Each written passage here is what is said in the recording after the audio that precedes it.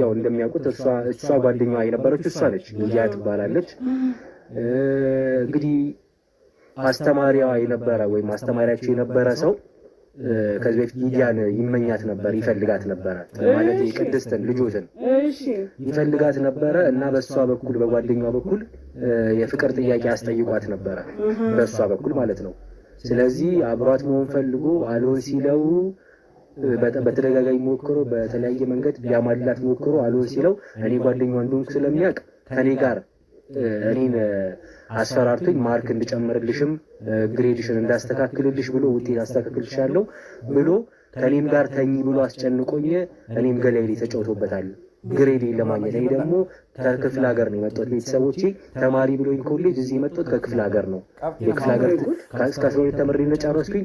እዚህ አዲስ አበባ መጥቼ ኮሌጅ ከፍለውልኝ የቤት ተከራይተውልኝ እኖር ነበረ።